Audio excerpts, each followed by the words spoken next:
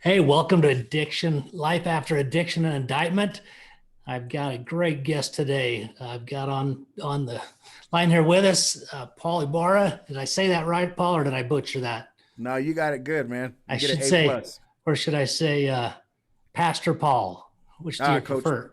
Coach Paul is good. Coach Coach Paul. Paul. Yeah. Awesome. Well, I appreciate your time and look forward to just chatting. We connected not too long ago on social media, and when I learned a little bit about your backstory, I just thought, man, you'd be perfect for my podcast and for my audience, and love to just chat and talk a little bit about your story, where you've come from, um, and where you're at now, and kind of discuss some of the things you did to, overcome your issues with addiction Right. and kind of your path to the success that you're, having now in life and the impact that you're having on so many other people. Awesome, man. Awesome. Yeah, I was raised in San Jose, California. So, I'm not sure exactly where you're from, but out there, especially back in the 80s and 90s, Where was that? You broke up just a little bit. San Jose, California. Okay, right on. I'm in Utah. Okay. And so, just living a life in coming from a broken home, life started out good, with my stepfather. Everything was going good. And then it just came to a point where he decided he was going to molest my sister for 4 years. Oh And man. so yeah, so what was a whole family now became a broken family. And so, through time, 12 or 13 years old, I started dabbling, started, smoking weed with the cousins and just all the entertaining drugs, just Yeah. stuff to pass the time.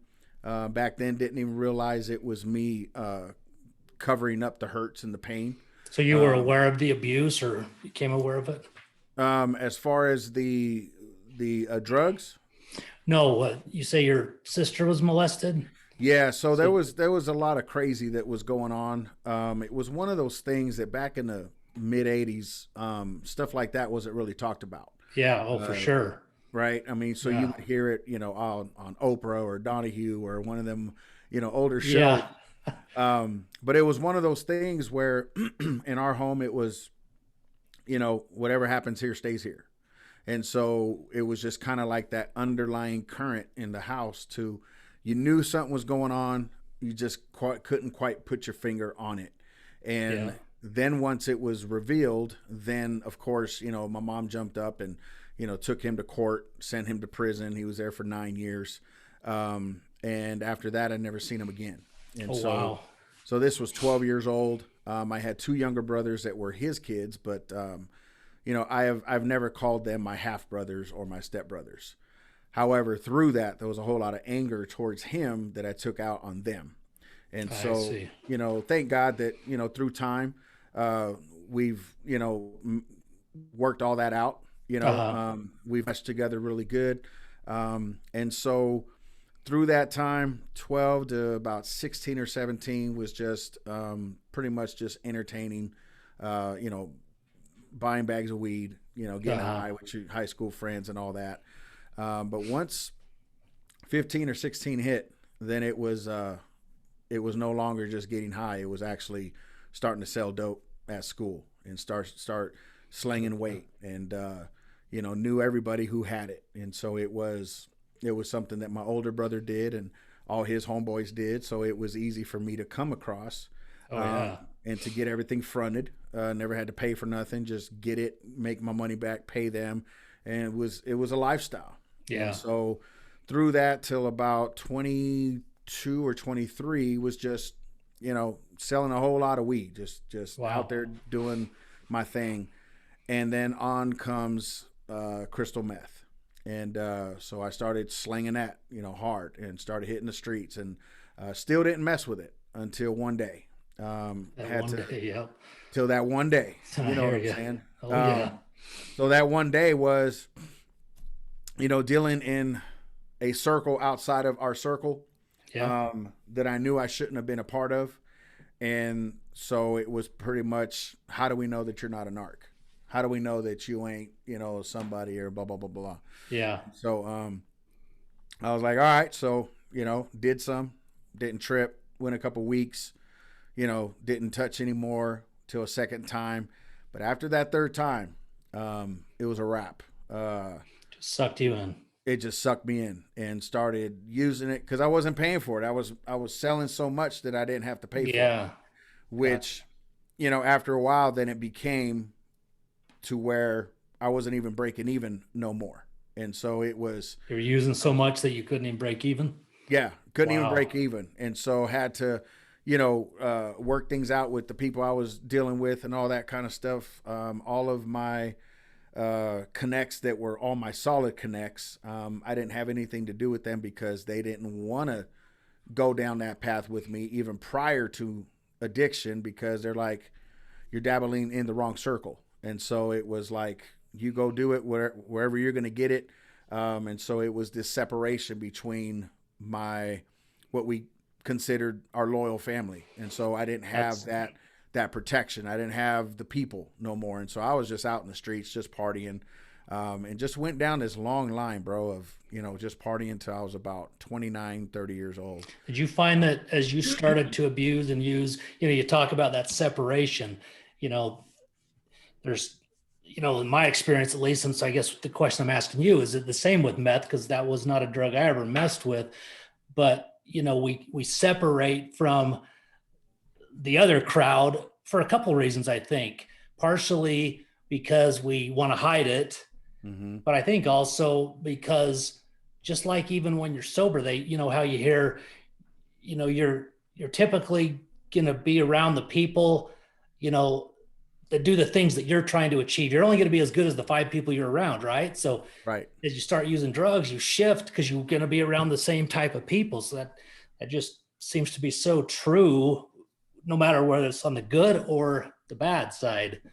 Absolutely. So yeah, I mean to add to that point and to answer your question, the isolation was just like you said, birds of a feather flock together. Amen. And so, when you're high on meth or heroin or whatever, you're not going to go and kick it with the stoners. You know what I'm saying? Because they're on a whole different trip. Yep. And so it became this lifestyle of, number one, I didn't want any of my people having to worry about me because I knew I was in a place that the people that really cared about me couldn't see me go down that lane, and I didn't want them to see me go down that lane. And so I just, so interesting how that happens. It's almost like subconsciously it just happens. yeah, you're just like, nah, you know what? I know that I'm better than this. But the crazy part about that crazy cycle is that even though we know we're better than that, we still stay stuck So in true. that neutral gear. And Yep. so it's like, I got this, man. This is just a phase, I love. I'm good. All of that. But at the end of the day, it's like, at some point you have to be able to, get past that, and kind of like sitting in that muck is one of the hardest things that a person has to overcome.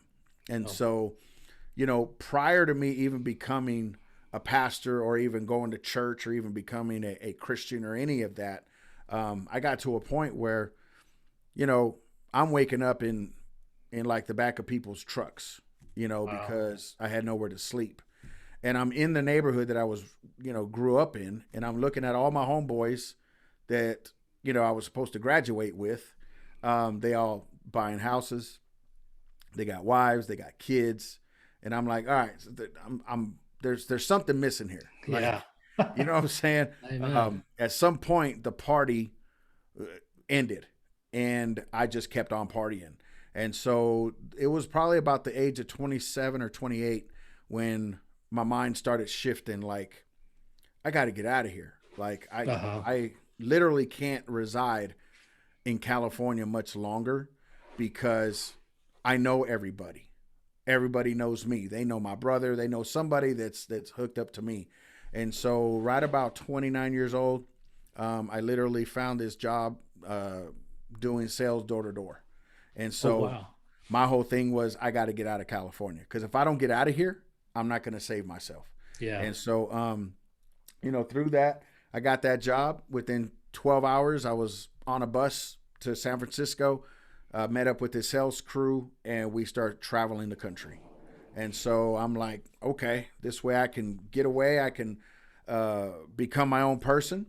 Nobody knows me from my addiction. Nobody knows me from any of that. I was up for 7 days Jeez. when I got Oh, on man. that crew. And so, we get a hotel room. I'm rooming with 2 other people. I get the bed for the first day because when you're new, you're training, so you get the bed.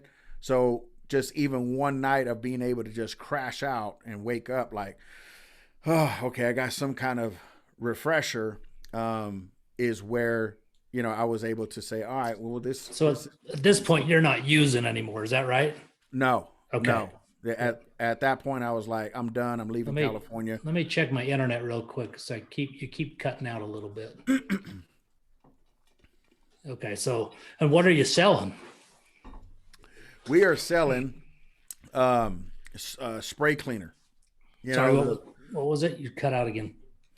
we were selling spray cleaner. Okay, like that orange peel stuff, or Yes, yes, okay, but it was the other one. It was the enzymes, and so we okay, were just going door to door. And so by the time I got down to San Diego, I had already kind of mastered door to door sales, and so I stayed there for a whole year, oh just wow, going from California all the way to upstate New York.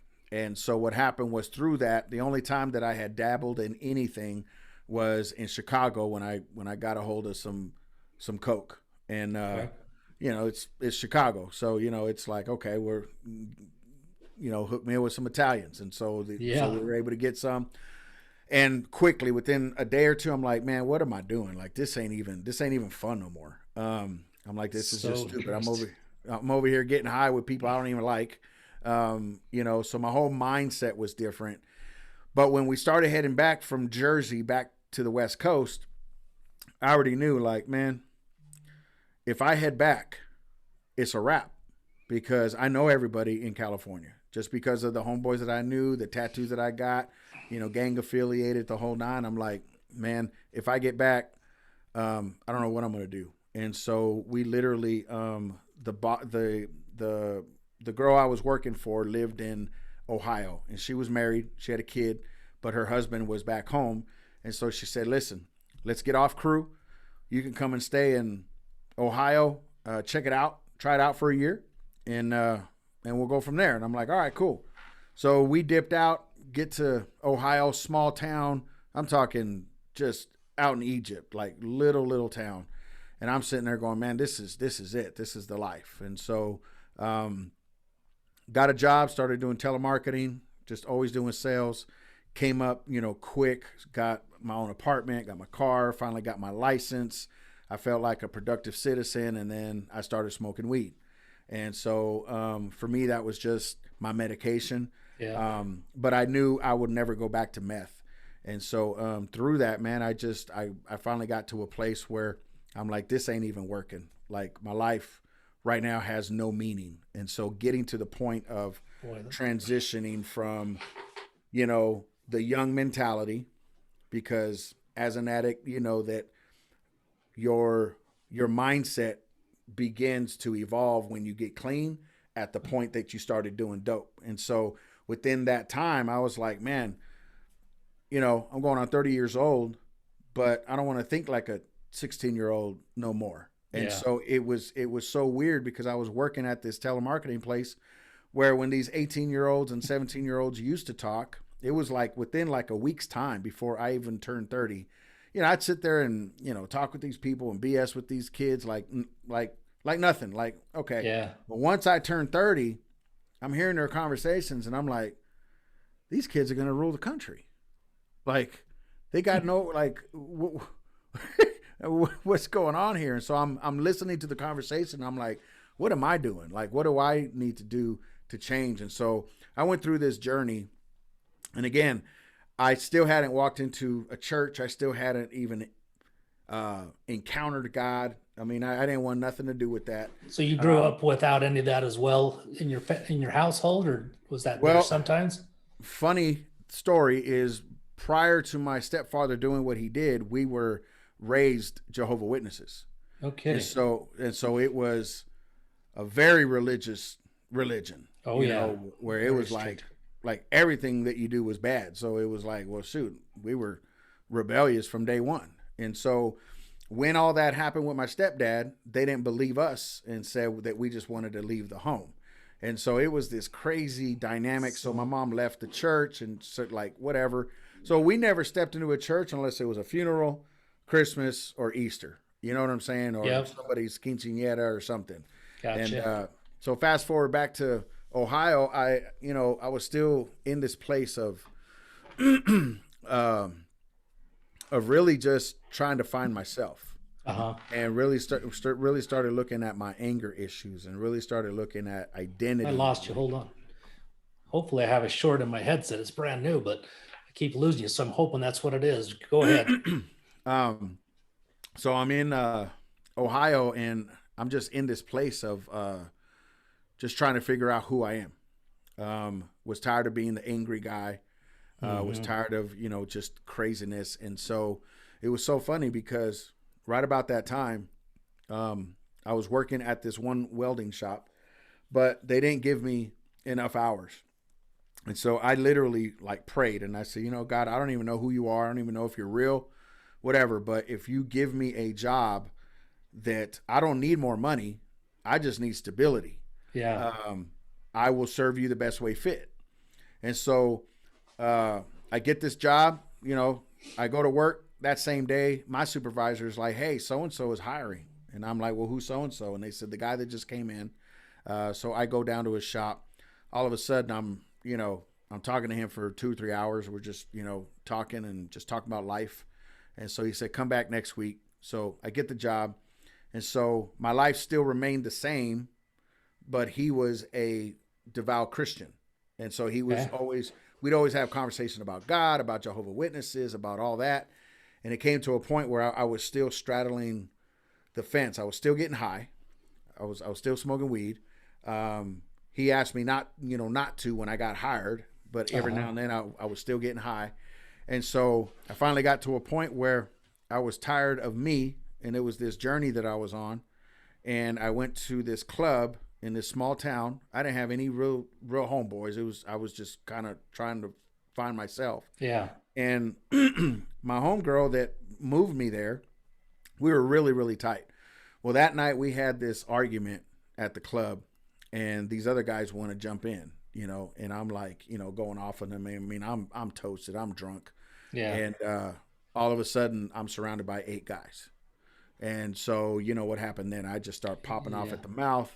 And then they come at me. My homegirl starts boxing them. I'm boxing, we're just in this brawl. And, I wake up a few hours later, I'm back at my pad, and I'm sitting there, and I've got black eyes, and I got this company meeting the next day. So I show up and I'm black and blue. Jeez. And so, they're like, the boss's daughter's like, she was in her 40s. She's like, what happened to you? And her husband and I were really tight. And he's like, don't worry about what happened to him. Like, you can figure this crap out. Yeah. You know what I'm saying? Like, Took an ass whooping. Got an ass whooping. And so, so from there, man, it was like this journey began. And so I remembered what I had prayed, and I really felt the Lord kind of nudging me like, hey, you told me 3 months ago that if I got you this job, that you would serve me any way that I saw fit. And so I'm like, so this was right about Easter. And so I was invited to this men's fellowship. And the first one that I went to, I was like, I'm gonna be honest, man. I walked in there and I see these men, raising their hands, and they're singing to God and they're hugging each other. I said, man, this ain't for me, dude. Like what kind of dope are you guys on? Yeah. And so I just wasn't feeling it. And so like a week later, then there was this other men's breakfast that I was invited to from my boss.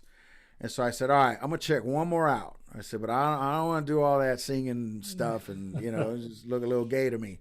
And so, just being honest, man. I hear you, brother. And so I get to this breakfast. It's at this Marriott's hotel, and I'm like, okay, it's not in a church. It's kind of cool. So they have these, waffles and pancakes, and, they're hooking up the food. And I'm like, all right, this is cool.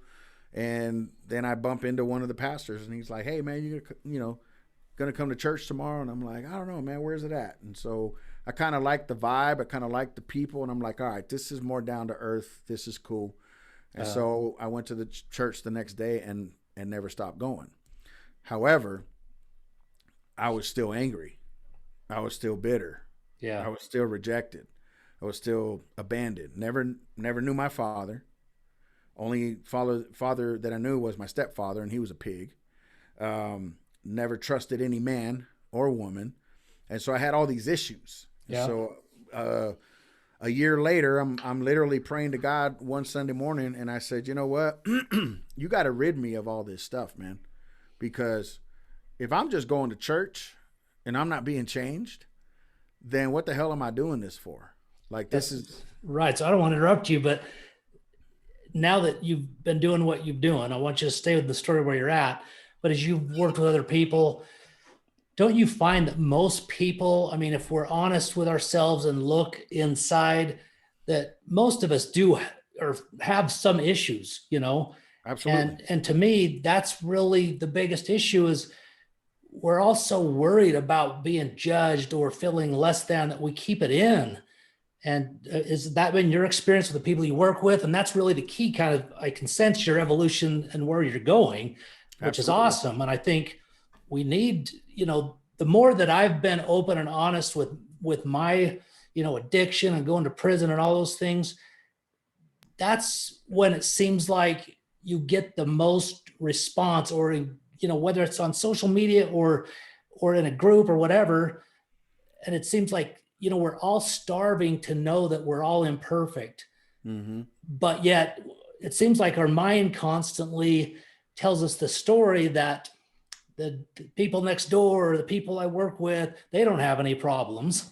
Right. I mean, and I think that hangs us up so bad. That is so true. And that feeling is so far from the truth. Amen. Because we're all imperfect. We're all jacked up. We all have flaws. Amen. Like every single one of us. And as I've, you know, throughout the years preached and, you know, helped people and stuff, I'm like, listen, if you really knew what was here, you wouldn't trust me as a pastor. Like, if you really truly knew what was going on in this noodle, right? Yep. If you really knew what was here, I'm throwed.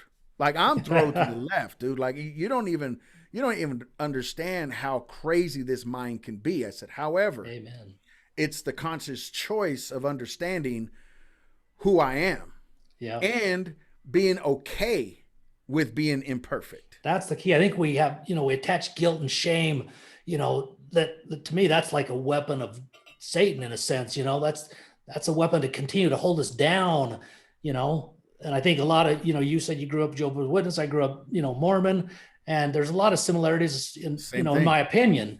You know, there's so much shame and guilt when you do mess up that just takes you down that darker path so much further, you know. You get shunned. Yeah. You get pushed to the back. I mean, it's the same thing. However, it still goes on in a regular Christian church. Absolutely. Yeah. Because if you don't add up to someone's camera look, right? Put them in the back. Like, we can't have these people here because the camera is here. Come on, dude. Seriously? Yeah. Like, Jesus didn't have a camera. Amen, you know, man. Jesus was ugly. The Bible even says that he was ugly. He was ruddy looking. He was an ugly person. And this is why so many of the Pharisees and the people didn't receive him, because he didn't come in the way that they perceived him to have come. They were looking for the King of the Jews physically. He came as the King of the Jews spiritually. He came to bring kingdom. And that's where the people, not just Christians, but people have to understand their identity of the image that they were created in. Yep. And the reason why we get so frustrated as people is because we were meant for royalty. And so when we're broke, busted, and disgusted, that's why we're pissed. I love that. That's why we're pissed. Disgusted. Yep. Right? Because why am I so frustrated? Because I don't have the things that I'm supposed to have. I'm supposed to be dwelling in paradise. That's Adam and Eve. They had it all. Eve didn't want more. She just didn't understand who she was. That's right. So when the serpent came and said, man, if you eat that, you'll be able to be just like God. When in fact, she didn't know she was already like Already. God. Yeah. I mean, So and crazy. this is where, like you're talking about, and it burdens my heart so much because there's so many people out there that have issues and they don't even recognize. And that's the key. You have to be able to recognize. You had to recognize, Right. okay, I'm sitting here. Why am I frustrated? Because I know that this ain't the plan. This is not the plan. So how do I change the plan? I got to look inward for an outward expression. You follow what I'm saying? Amen. So Yeah. so it all goes back to the inventory, right? And I say this until I'm black and blue. Everyone in life needs recovery. 100%. Everyone. Yep. I often say, my dad actually said it when I was a kid. It's like, why is it that we take our car in every 3 or 5,000 miles to take care of it, and we're so worried about making sure that's taken care of, but yet we don't take care of ourselves. Yes. It's like people are shamed or feel like they're screwed up. And he used to say, why don't we get a checkup from the neck up, Right. Because it's all between the ears. That's what screwed me up after what I experienced. Yep. For 8 years out of the past decade. I honestly just stayed stuck because of, all the BS I had upstairs. And Yep. until I started working on that, I wasn't able to break free and get back the confidence I once had, get rid of the anxiety, the self-doubt and all that garbage, Yep. And it's just powerful, dude. I love what you're teaching and what you're doing. There's clients of mine that have come to me because, my graphics are on point, my videos are on point. So people think that I am a graphics marketing coach. And Yeah. so I've had people literally come and do a session with me and I'll be praying like, God, I'm not a marketing coach. And the Lord will just say, just show up.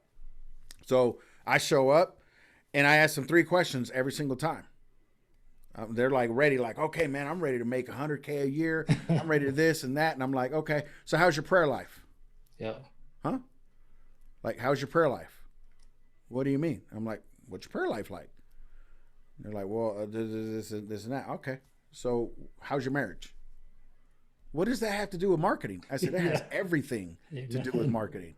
Because if this ain't right and this ain't right, then everything else you put your hands to ain't going to be right. And I literally have had a few clients that have come to me for that. And within 30 to 45 minutes, they're like, I think I need you as my coach for this other thing. And I'm like, okay. That's where it all starts. I'm like, listen, once you get that right, then God will bless you with the rest. I said, because everything that you sent me on the questionnaire, 100K per year, 300, business ventures, this and that. I said, I don't see one thing in there that says servant. Not one thing in there do I see you want to serve people well. Not one. And they look at it and they're like, oh my God. I'm like, this is what you sent me? Yeah. I mean, read it. After this call, after 45 minutes, I have them reread it and they're like, wow. And I'm like, what did Jesus come to do? He came to serve. Yeah. And as you serve people, guess what? Now doors begin to open. I said, but what happens is when we begin to try to serve people and then things don't work for our benefit, we think God is closing the door. No, God is just saying, stay consistent. Yeah. If you just stay consistent, just like you're staying consistent, life after addiction and indictment. If it didn't work the first week, you didn't say, oh yeah, screw this, I'm out of here. No, you say, listen, man, I did enough years of crazy. Yeah. I want to try this new thing that's fresh and that's real. And that's where my coaching style comes in to where I'm not your typical pastor, as you could tell. No, I love what I love what I've read and learned about you. It's because I think that's what connects to people, I think that's another thing that gets in the way of us in our lives, because it has for me, is when we think that a certain way is the way, the way is what way works best for me. Right. And I used to get so hung up on, oh, well, I should work out this way. Well, I can't stand working out. So if that's the way it's got to be, I don't do it, you know? Or if that's the way I've got to engage to do business, that's not the way, that doesn't work for me. So I think, like you said, it's not the typical style, but I guarantee I already can sense it, the power and the impact you have because of being that authentic to you and the way that connects to people that really, I think, is more powerful than what we think the way should be. You know what I mean? Right. Well, that's what, when I became certified as a recovery coach, which for me, I'm not a recovery coach. I'm a life right. coach. I'm Coach Paul. But when I got certified in that 5 years ago, for me, I was like, I got to have some kind of certification so people can see. Yeah. Because I had something lacking inside of me that I wasn't confident enough to say, listen, yeah, I learned from the School of Hard Knocks, baby. Like, there ain't nothing that can teach me that I don't already know. And so when I got certified and I started going to rehab houses, the counselors, the sponsors, they didn't like me. Yeah. They did not like me because they're like, we had to go to school for 4 years and you're coming in and you're teaching these people a whole nother thing. I said, listen, tomato, potato, doesn't matter how you say it. Are they getting better? Amen.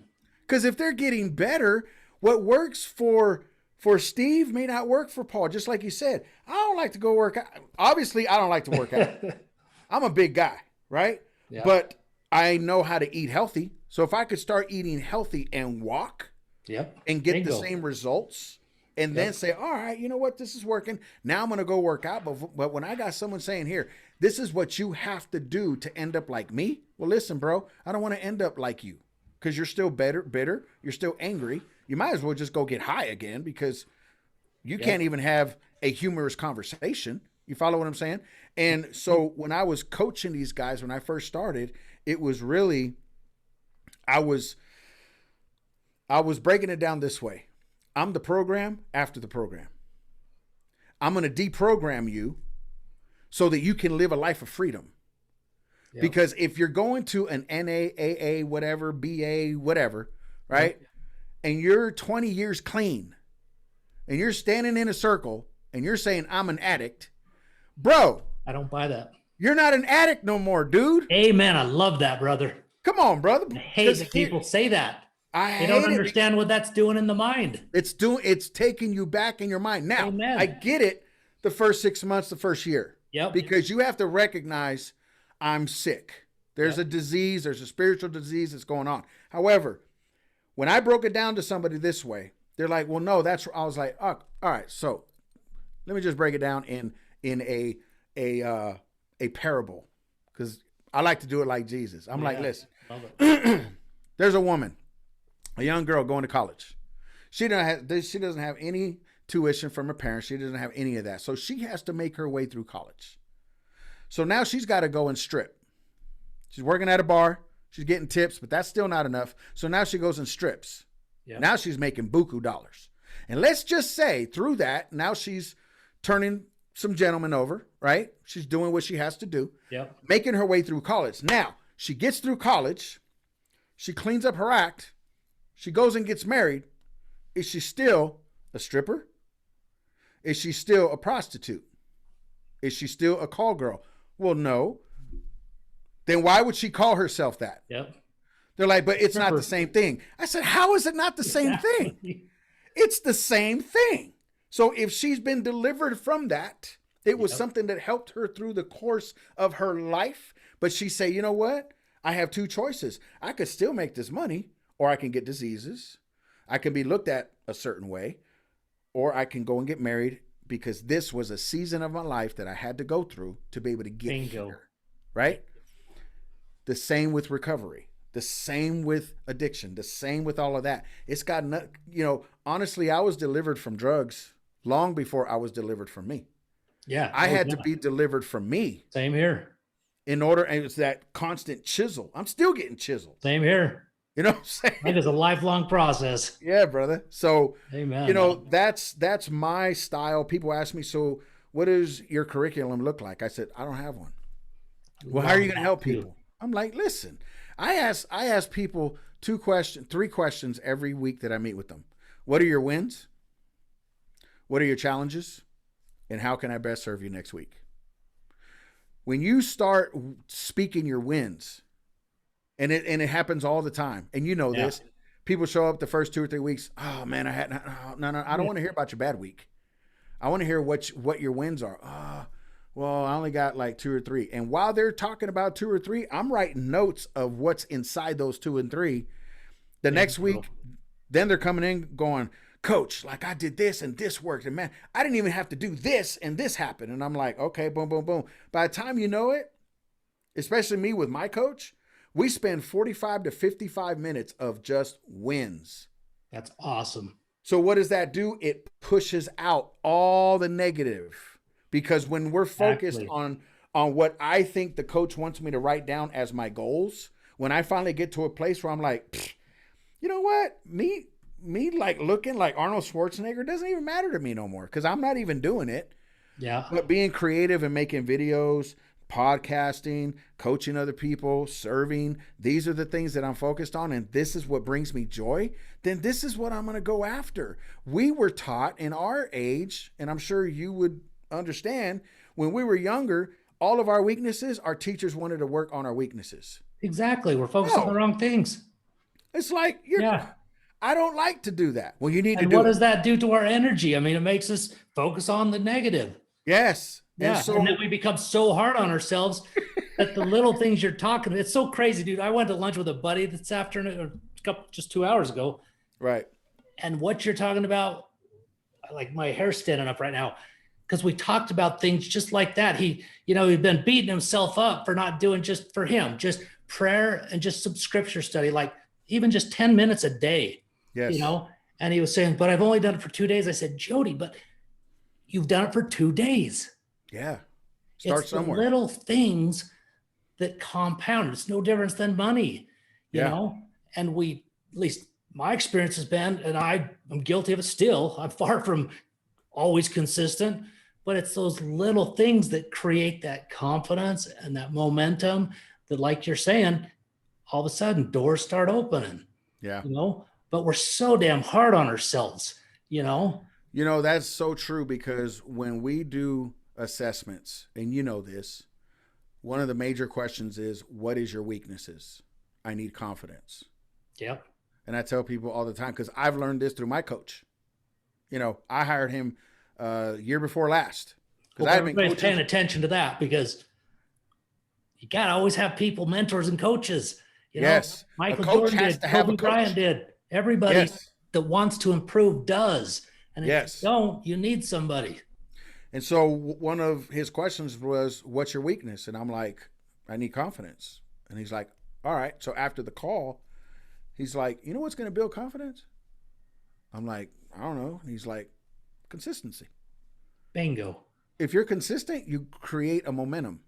When you get the momentum, then you start, hey, this is working. Like, this is working. And so that's why when I coach people, and I'm just giving out all of my secrets, but when I coach people, I'm like, by the 3rd or 4th week, I'm like, so how is this working for you? Man, this is good. And so at the 6th week, when they're like, this ain't working, coach, I'm like, hold on a minute.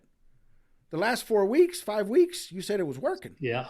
So what's the common denominator here that's not allowing you to work? Well, no, ain't no well, because this is only 1 week, and 5 weeks prior, everything was rocking. Yeah. So what did you stop doing? What did you stop doing? And so that's where it's so amazing. And I love to coach people. I don't know if you could tell, but I love to coach people, because I love taking somebody who's in this isolated walnut, right? Yeah. And when we start uncovering, that's why Set Free, my ministry. Yeah. The Lord showed me that you're not only setting people free from their cycles and from their curses and bondages, but you're also taking their gift and setting it free. Because we don't know what gifts are in us until we're able to remove all the dirty stuff, all the onion layers, all of that stuff. And you're looking at it going, oh, wow, what's that there? I had this guy that thought he was angry, thought he was a sexual addict, this and that. His wife wasn't talking to him, anything like that. He was hooked to porn because he thought he battled homosexuality because he wanted to be a florist and people were saying that he was gay. Yeah, you're gay if you do that. Yeah. We quickly found out he wasn't a florist. He wasn't gay. He just knew how to take pictures of flowers. Wow. So I said, bro, and I worked with him for this was before I was even coaching. We would meet every Friday. He would come to my house.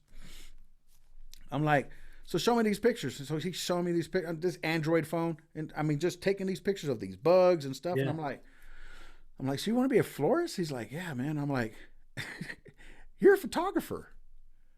I'm like, you're not a florist. Isn't that crazy? And he's like, huh? And I'm like, look at these pictures, dude. And he starts looking at me. He's like, huh? And I'm like, bro, you need to go and take that camera that your dead homeboy gave you, that you're guilty of not using the camera because you didn't visit him when he was dying of cancer. So your guilt is blocking your blessing. He gave you a $3,000 camera. Go use the camera. His wife bought him a lesson from Wolf Camera. Wow. So he went, it was like a 5-hour thing. He turned that into a business. He found freedom.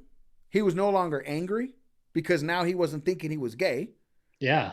He went back to school for biology, some biology crap. His marriage is back together. And I said, all this time thought you were hooked to porn.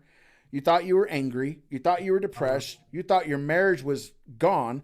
I said, what's happening is we're finding your gift. Because when you're not able to function in your gift, guess what? You're frustrated. You're pissed off. You have no purpose. None of that because you're a square peg trying to fit in a round hole. Stop doing what people telling you that you need to do. Let's find out what your purpose is in God.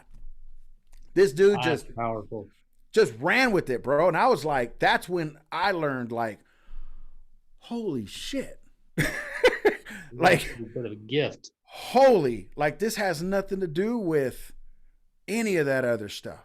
That is powerful. This has to do with releasing people's gifts. And if we can find people's gifts, there's so much freedom in that, man.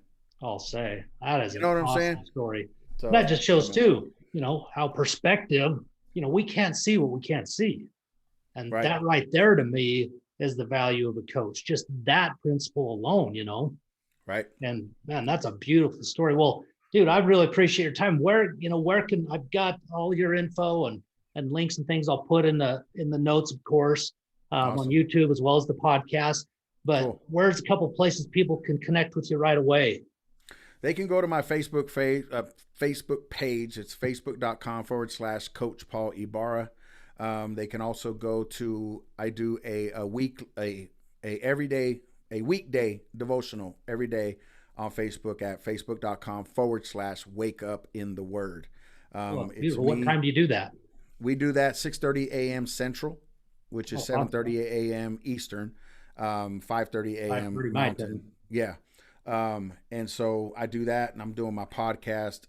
You record those devotional? I'm usually up that early, but somebody's specific, if someone wants to pick it up, are those on your page then? Yes, those are all replay. Awesome. They can jump on the replay. And if you really want to connect with me, just go to my website, setfreelife.net. There's all my coaching tabs, all my free resources, my mailing list, the whole nine. Check the very first page out. It's got video testimonies of what God has done with us through Set Free Life. And you'll be amazed. I mean, it's just powerful. So you can connect with me on there and through my podcast, and all that stuff will all be in the show notes. So, man, that's awesome. I'll tell you, like we talked about just before going on the air, how I've always been a believer there's no accidents, and just how we connected is kind of, it's no accident. And I'm going to be just totally honest right now. You have feelings certain times, and oftentimes I've been guilty of not really paying attention because I'm always just have been going.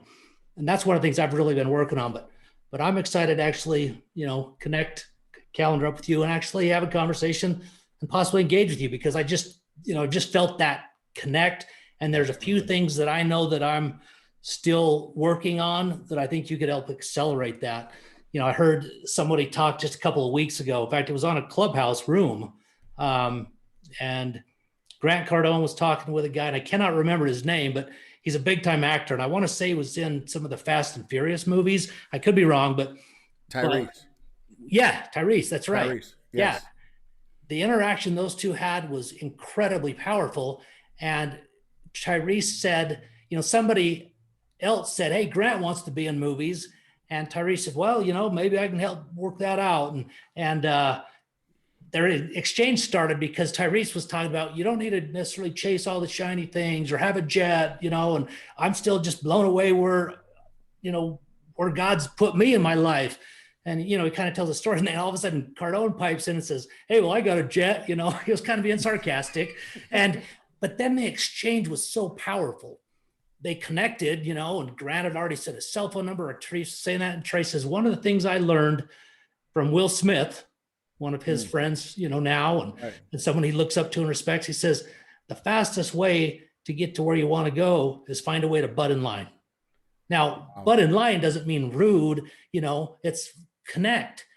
And so basically what he was saying, well, Grant, I got you. Now I can help you. You can butt in line. Maybe I can help get you there quicker. Yeah. And so the reason I bring this up about you is sometimes you just have a feeling about people.